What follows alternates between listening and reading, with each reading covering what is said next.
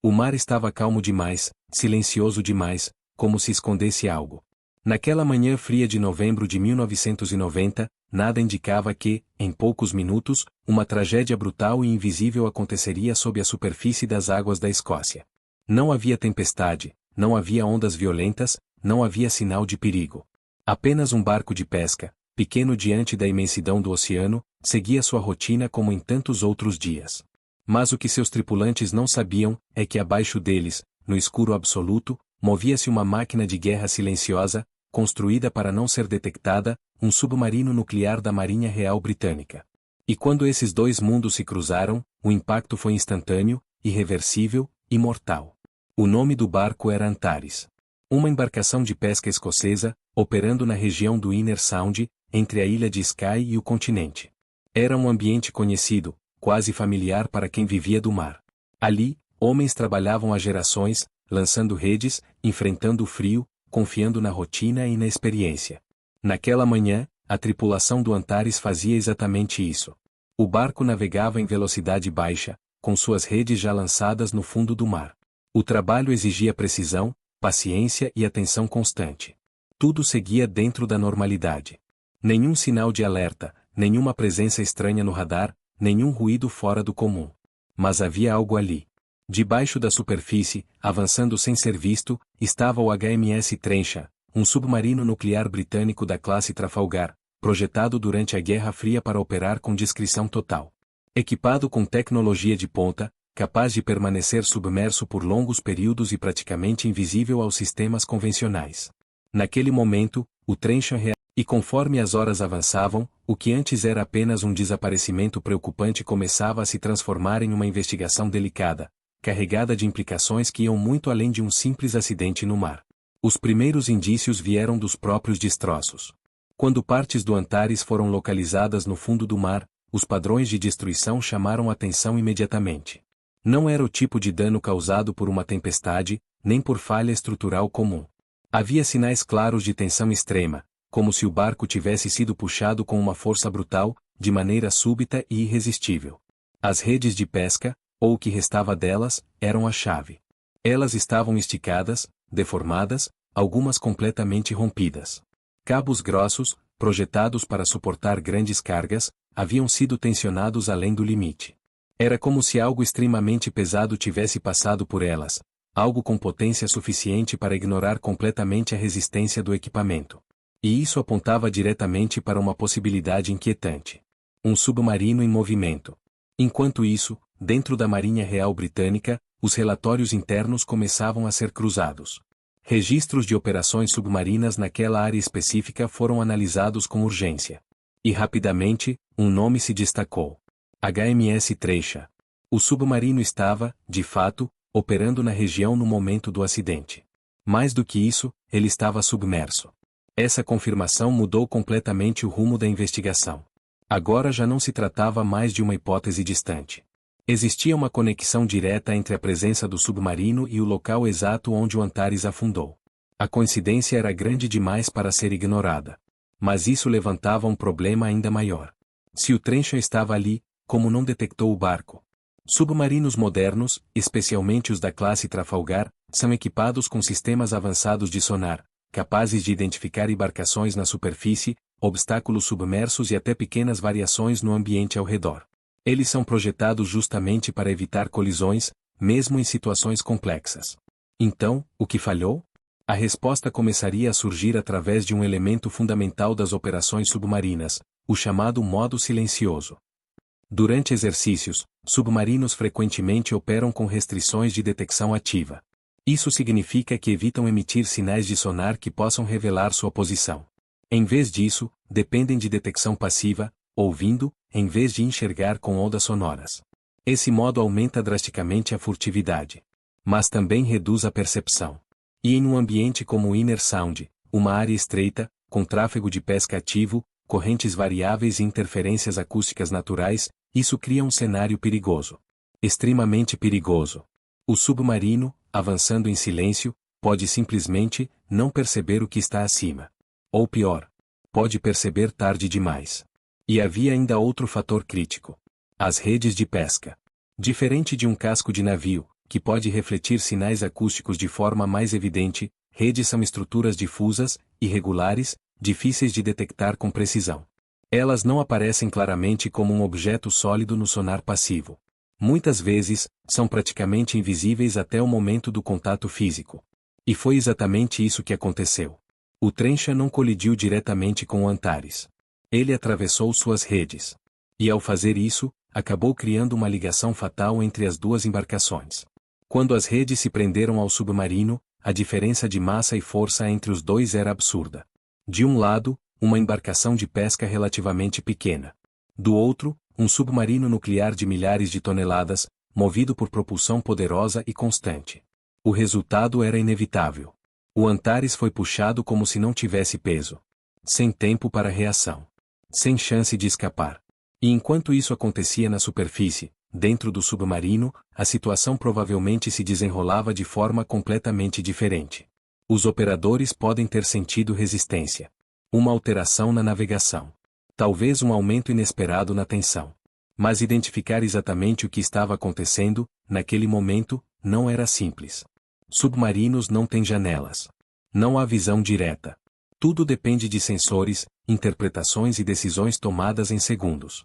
E nesse tipo de operação, hesitação pode significar risco para o próprio submarino. Há indícios de que o Trencham percebeu que algo estava errado. Mas quando essa percepção se tornou clara, o dano já estava feito. Na superfície, o Antares já havia desaparecido. E com ele, 4 vidas. A confirmação oficial da causa começou a tomar forma nos dias seguintes. A investigação apontou que o submarino havia, de fato, se enredado nas redes do barco, causando o afundamento. Mas isso não trouxe alívio. Pelo contrário, trouxe indignação. Porque agora a tragédia tinha um responsável direto. E isso levantava questões difíceis. Por que exercícios submarinos estavam sendo realizados em uma área de pesca ativa? Havia comunicação prévia com embarcações locais? Os protocolos de segurança foram seguidos corretamente? E mais importante, esse tipo de acidente poderia ter sido evitado? As famílias dos pescadores exigiam respostas. A comunidade local também. O mar, que sempre foi fonte de sustento, agora carregava uma sombra de desconfiança. Pescadores começaram a questionar a segurança de suas próprias rotinas. A presença invisível de submarinos, antes ignorada, agora se tornava uma ameaça concreta. Algo que podia estar ali, a qualquer momento, sem aviso. Sem som. Sem chance de defesa. Dentro da Marinha, o caso rapidamente se transformou em um problema institucional. Admitir falhas significava expor vulnerabilidades. Mas negar a realidade diante das evidências era impossível. O equilíbrio entre transparência e sigilo militar começava a ser testado. E à medida que mais detalhes vinham à tona, uma verdade incômoda se consolidava. A tecnologia mais avançada do mundo ainda não era suficiente para evitar todas as tragédias.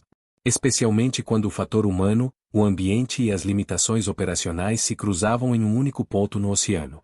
E foi exatamente isso que aconteceu ali. Um encontro invisível. Silencioso. Mas devastador.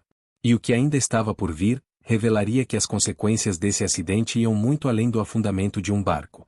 E à medida que a confirmação oficial se tornava pública, o impacto humano da tragédia começava a ganhar forma, não em relatórios, não em análises técnicas, mas nas pessoas que ficaram para trás. Nas pequenas comunidades costeiras da Escócia, o mar sempre foi mais do que um cenário. Era sustento, tradição, identidade. Cada barco que partia carregava não apenas redes e equipamentos, mas histórias, famílias inteiras que dependiam daquele retorno. E naquele dia, o Antares não voltou. A notícia se espalhou rapidamente. Primeiro como preocupação, depois como suspeita, e finalmente como certeza. 4 homens haviam desaparecido no mar em circunstâncias que ninguém conseguia explicar de imediato. O silêncio inicial foi substituído por luto. E logo depois, por revolta. Porque conforme os detalhes começaram a emergir, ficava cada vez mais difícil aceitar que aquilo tinha sido apenas um acidente inevitável. Havia uma presença militar na área. Havia tecnologia envolvida. Havia protocolos que, em teoria, deveriam impedir exatamente esse tipo de situação. Mas ainda assim, aconteceu. As famílias das vítimas começaram a pressionar por respostas claras. Não queriam termos técnicos, não queriam justificativas vagas. Queriam entender como, em um mar calmo, um barco pode ser puxado para o fundo sem qualquer aviso. Queriam saber por que ninguém viu. Porque ninguém evitou. E principalmente, porque ninguém foi alertado. A pressão pública crescia. E com ela, a necessidade de uma investigação formal, transparente, ou pelo menos, o mais transparente possível dentro dos limites de uma operação militar. O caso passou então a ser analisado em nível oficial, envolvendo autoridades marítimas e representantes da Marinha Real. Testemunhos foram coletados, dados operacionais revisados, registros de navegação examinados com precisão quase cirúrgica. Cada segundo daquele dia começou a ser reconstruído. Cada movimento. Cada decisão. Dentro do submarino, os registros indicavam que não houve qualquer identificação clara do Antares antes do incidente. Nenhum alerta específico, nenhum contato visual, o que, em um submarino submerso, já era esperado. Mas também não houve um reconhecimento imediato de que uma embarcação havia sido arrastada. Isso levantava uma questão crítica. Se o impacto foi tão devastador na superfície, por que não foi percebido com a mesma intensidade abaixo dela? A resposta estava na própria natureza das operações submarinas. O oceano não é um ambiente simples. Sons se propagam de formas imprevisíveis. Correntes alteram percepções. Objetos podem parecer distantes quando estão próximos, ou desaparecer completamente dos sensores. E quando um submarino está em movimento, especialmente em exercícios, há uma série de fatores sendo monitorados ao mesmo tempo. Navegação, profundidade, velocidade, comunicação interna, possíveis ameaças simuladas, tudo isso exige atenção constante. Em meio a esse cenário, uma rede de pesca pode não parecer, inicialmente, algo fora do padrão. Pode ser interpretada como interferência menor. Como resistência passageira. E foi exatamente isso que, ao que tudo indica, aconteceu. Quando o Trencha atravessou as redes do Antares, a reação não foi de emergência imediata. Não houve um reconhecimento instantâneo de que uma embarcação inteira estava sendo arrastada. E esse intervalo, esses poucos segundos de incerteza, foram suficientes para que a tragédia se consumasse. Quando finalmente ficou claro que algo mais sério havia ocorrido, já era tarde. Muito tarde. A investigação também revelou outro ponto sensível: a comunicação entre atividades militares e civis na região. Áreas utilizadas para exercícios submarinos nem sempre são completamente isoladas de rotas de pesca. Existe uma coexistência, muitas vezes baseada em notificações gerais, mapas e avisos que nem sempre chegam com clareza a todos os envolvidos. E isso cria uma zona cinzenta. Um espaço onde o risco existe, mas não é totalmente visível. No caso do Antares, essa zona cinzenta se mostrou fatal. A conclusão oficial reconheceu que o submarino HMS Trencha havia, de fato, se enredado nas redes do barco, causando o afundamento. Não houve intenção. Não houve ação deliberada.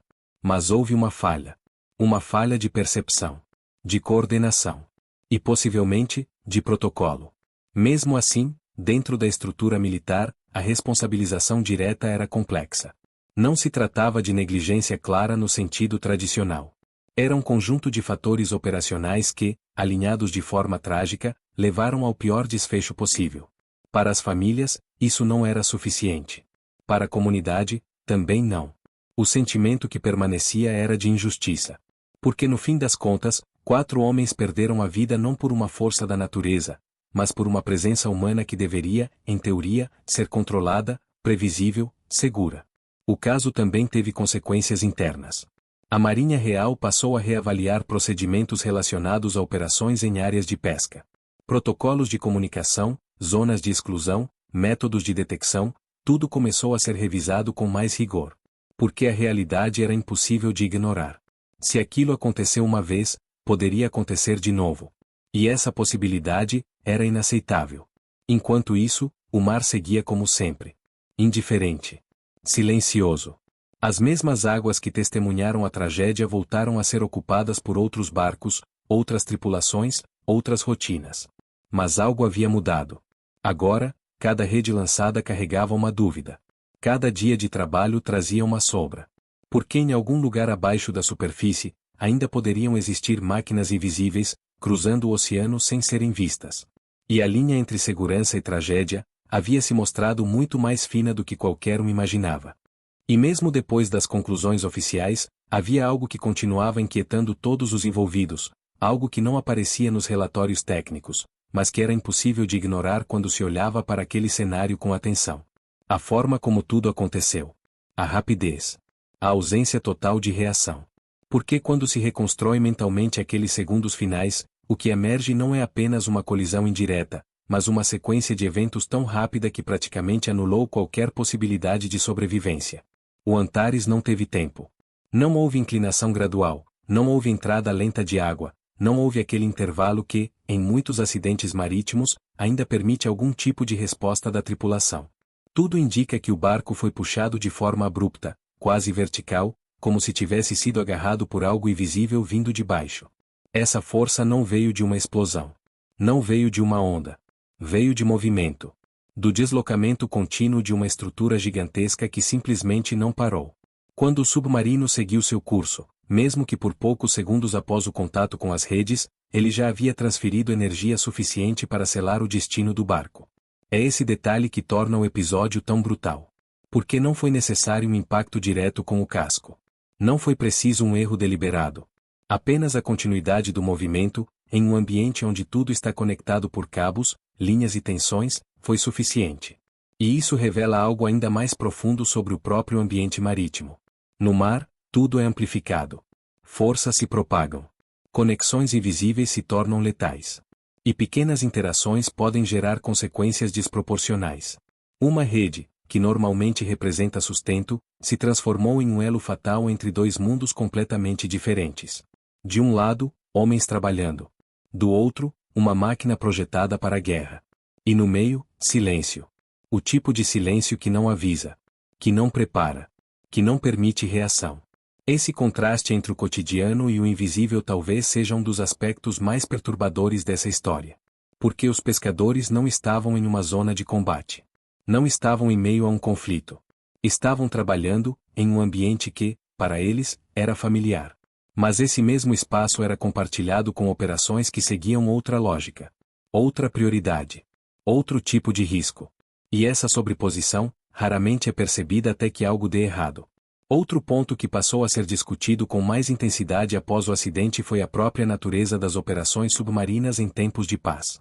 Durante a Guerra Fria, submarinos nucleares eram constantemente treinados para cenários de conflito real, onde a furtividade era essencial. Detectar sem ser detectado, mover-se sem deixar rastros, operar em silêncio absoluto. Esses princípios não desapareceram com o fim das tensões globais.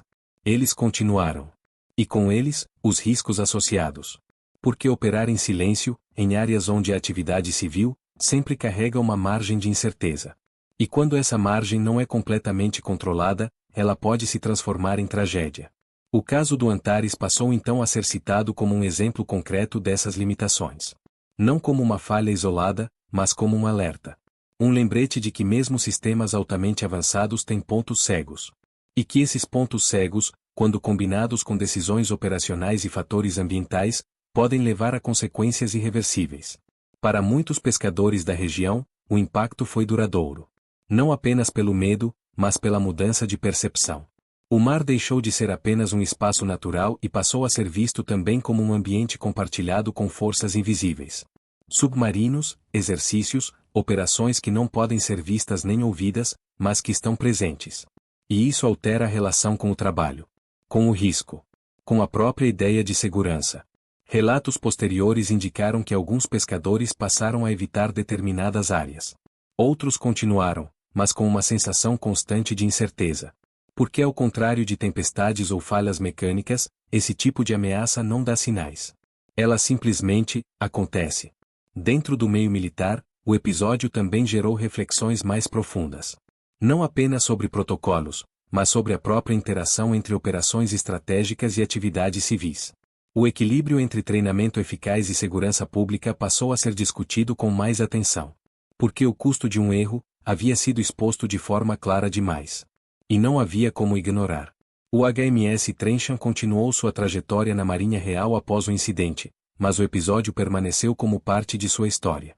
Um lembrete silencioso de que mesmo as máquinas mais avançadas carregam consigo a responsabilidade de cada decisão tomada em ambientes complexos. E que nem sempre é possível prever todas as variáveis. O mar, por sua vez, não guarda marcas visíveis. Não há cicatrizes na superfície. Não há sinais permanentes. Mas a memória permanece. Na comunidade. Nas famílias. E na própria forma como aquele espaço passou a ser compreendido. Porque naquele ponto específico do oceano, em um dia de calmaria absoluta, ficou provado que o perigo nem sempre vem de cima. Às vezes, ele vem de baixo. E quando vem, não há tempo para entender. Apenas para desaparecer. E existe um detalhe que torna essa história ainda mais inquietante, algo que não está apenas no que aconteceu, mas naquilo que nunca pôde ser completamente visto, sentido ou sequer percebido pelas vítimas. A completa ausência de consciência do perigo. Porque ao contrário de quase todos os acidentes marítimos conhecidos, onde há algum tipo de sinal, uma mudança no vento, uma falha no motor, uma inclinação estranha, um som fora do comum, no caso do Antares, tudo indica que não houve absolutamente nada que alertasse a tripulação. Nenhum som vindo das profundezas. Nenhuma vibração prévia. Nenhum aviso. A vida a bordo seguia em ritmo normal, até simplesmente deixar de existir. E isso acontece por uma razão muito específica. Submarinos modernos são projetados para serem inaudíveis. Não apenas silenciosos, mas praticamente inexistentes do ponto de vista acústico para quem está acima da água. Seu casco, sua propulsão, seus sistemas internos, tudo é desenvolvido para reduzir ao máximo qualquer assinatura sonora. No contexto militar, isso é uma vantagem estratégica. Mas fora dele, pode ser um risco invisível. Porque significa que uma embarcação civil, como o Antares, não tem qualquer meio de saber que há algo se aproximando por baixo. É como compartilhar uma estrada com um veículo que não pode ser visto, não pode ser ouvido e não precisa respeitar a mesma lógica de circulação. E no mar, essa estrada não tem faixas, não tem sinais, não tem limites físicos claros. A profundidade cria camadas. Camadas onde diferentes realidades coexistem sem interação direta, até o momento em que se cruzam. E quando esse cruzamento acontece, não há margem para erro. Outro aspecto que passou a ser analisado com mais profundidade após o acidente foi o próprio comportamento das redes de pesca em contato com grandes estruturas submersas. Redes de arrasto não são objetos passivos. Elas são projetadas para resistir, para capturar, para manter tensão constante enquanto percorrem o fundo do mar. Quando algo se prende a elas, especialmente algo em movimento, elas não se rompem imediatamente. Elas reagem. Distribuem a força. Transferem energia ao longo de toda a sua extensão. E foi exatamente isso que transformou aquele contato em algo tão destrutivo. O submarino não puxou diretamente o barco no primeiro instante. Ele começou a deslocar as redes. E essas redes, por sua vez, transmitiram essa força para o Antares. É um efeito em cadeia. Rápido. Silencioso. Implacável. E quanto maior a velocidade e a massa do objeto envolvido, mais violento se torna o resultado. No caso do Trencha, estamos falando de uma embarcação com milhares de toneladas, movida por um sistema de propulsão contínuo, que não sofre interrupções bruscas sem necessidade crítica. Ou seja, no momento do contato, ele continuou. E esse continuar foi suficiente.